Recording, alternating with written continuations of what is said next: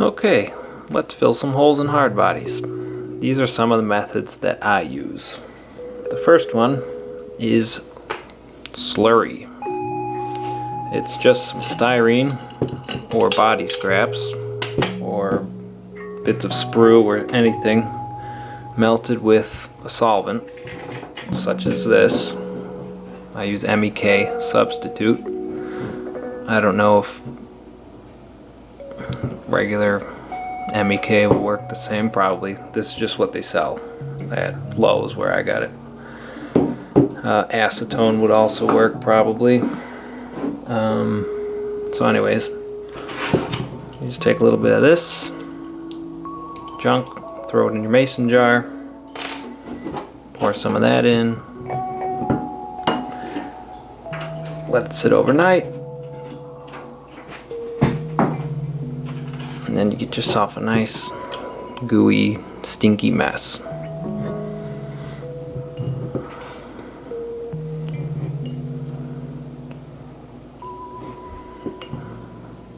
So I just use like a little bamboo skewer and kind of just smear it in.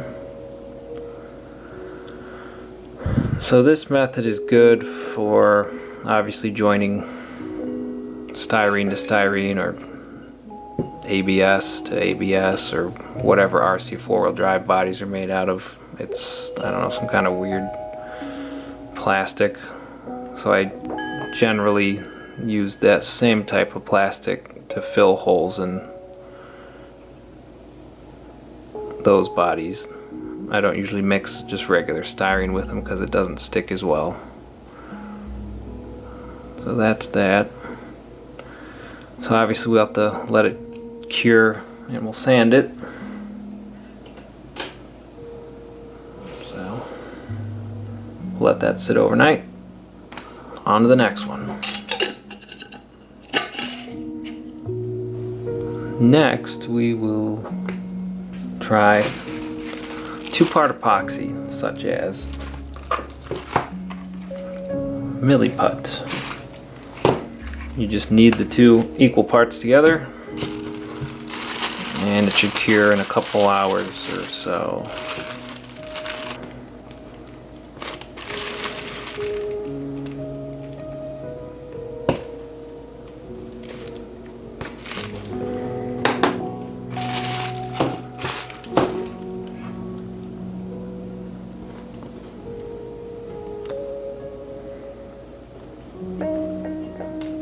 So the good thing about this is that it can work on, you know, anything. Styrene, 3D printed bodies, dissimilar plastics where they meet.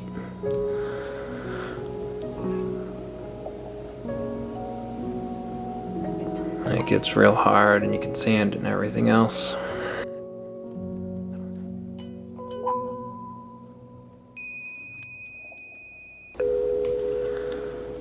Okay, so that's mixed.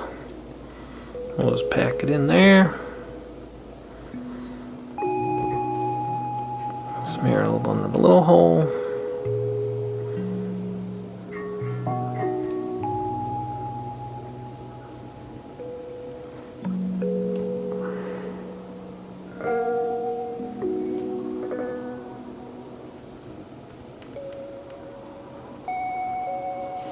Alright, beautiful. Okay, how about super glue and baking soda? Hundreds of uses, it says. Can you name all of them? I'm going to use black super glue so it's easier to see here. So just fill it in. Probably have to do it in layers because this is kind of thick.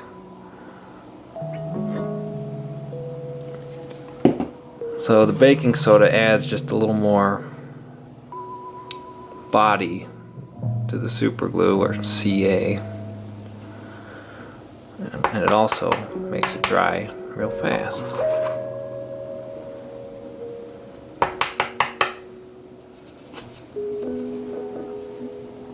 So this is another thing you can use on 3D printed bodies or ABS or anything. The only downside is it doesn't stick as well to the polystyrene type, so use with caution, especially in areas where it's gonna flex or take impact. It may not stick, but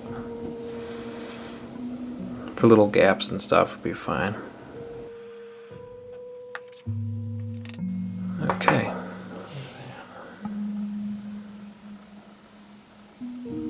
So I really like to use this method on 3D printed bodies like PLA, because it also strengthens the joints, which is the same way I assemble the bodies with the CA. And now my favorite part. Vacuum.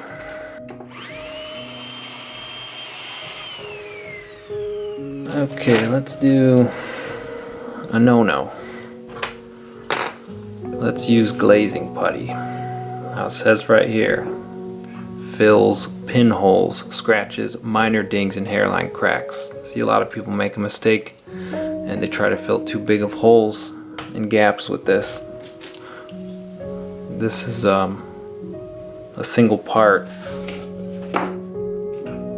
filler, so it shrinks a ton and it'll crack and everything else, so you don't really want to do this.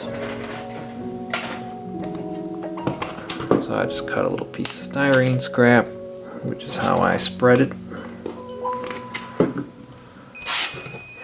Squirt some out. Yeah, this is a bad idea. This is gonna shrink. If it doesn't shrink right away, give it a couple days or a week, and it definitely will. Just kind of pack it in, let it squirt out. Yep. Not good. So, with that said, this would be a better idea if you're going to try to fill holes with filler. I would recommend still not using filler to fill major gaps. You're going to want to use styrene or slurry at least, or something. But if you're going to use filler, use something at the 2-part and a hardener. I like this stuff. It's in a little tube. It beats, digging it out of the jar or the can. So we just got a little hole, do a little squirt. Oh, that's too much. And then let's put too much hardener.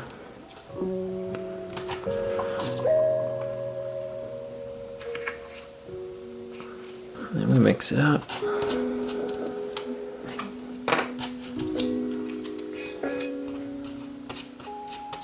So with most of these methods, they have a strong smell, and it's probably bad for your lungs and brain and everything else. You're going to want to work in a ventilated area. Wear a mask or something like that. Alright. Look at that pretty color.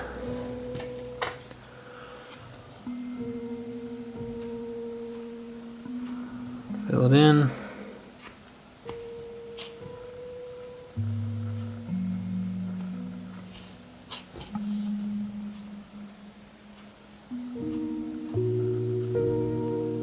Alright, there's that. So we're gonna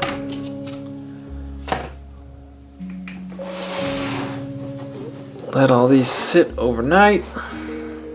We'll sand them, hit them with some primer, and see which one did the best job. How colorful. And it's been about 24 hours. Let's see what we have. This is the super glue and baking soda. It's hardened. Cool.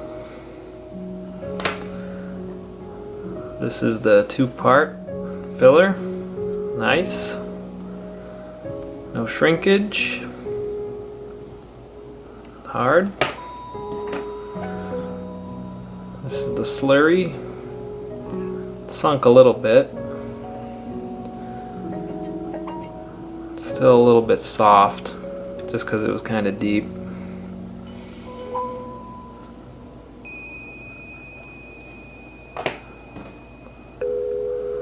This was the single part glazing putty. Yeah, you can see it sunk a lot.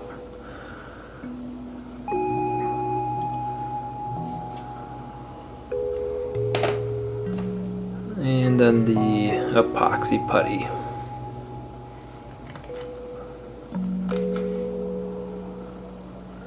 I'm gonna go sand these with, I don't know, 120 and then 220, and then hit it with some primer, and we'll see how it looks. Quick after sanding shot. Nice and smooth.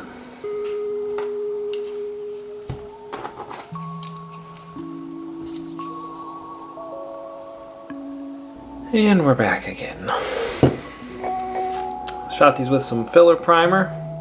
This is what I use. It's the easiest to find, and it's a reasonable price, $5-6. It works okay. Kind of gums up the sandpaper, but the price is right. So this one is the icing, the 2-part filler, and it came out pretty well.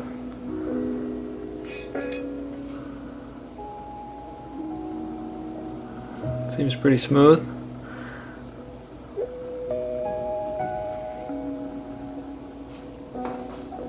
Not bad.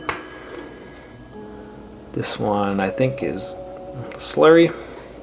So you can see how it's sunk, which it will do when it dries. It kind of shrinks and settles a little because it sometimes gets like air trapped in it. But on the smaller hole, you can hardly tell. It's a little porous too. There's some little pinholes, but those could be filled with the icing or the glazing putty. That's what that stuff's actually designed for. This was super glue, so it's a little rough.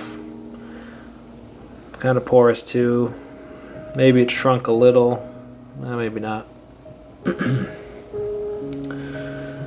So the thing to note with the glue is that it's really hard. It's a lot harder than styrene, so when you're sanding it, you want to be careful. What's this? Epoxy putty. That came out very well. Probably the best so far. You can't even tell. Maybe a little. But that's just like a light coat of primer, so it always discolors where the filler was. But after another little sanding with something smooth and another coat of primer, that would be perfect, ready for paint. And this is that Bondo glazing putty. Sunk a lot, and it's kind of cracked, separated from the edges as expected. So don't use that for this. Just fill pinholes, scratches, and then that's about it. Well, I hope you had fun, and I hope you learned something. The end.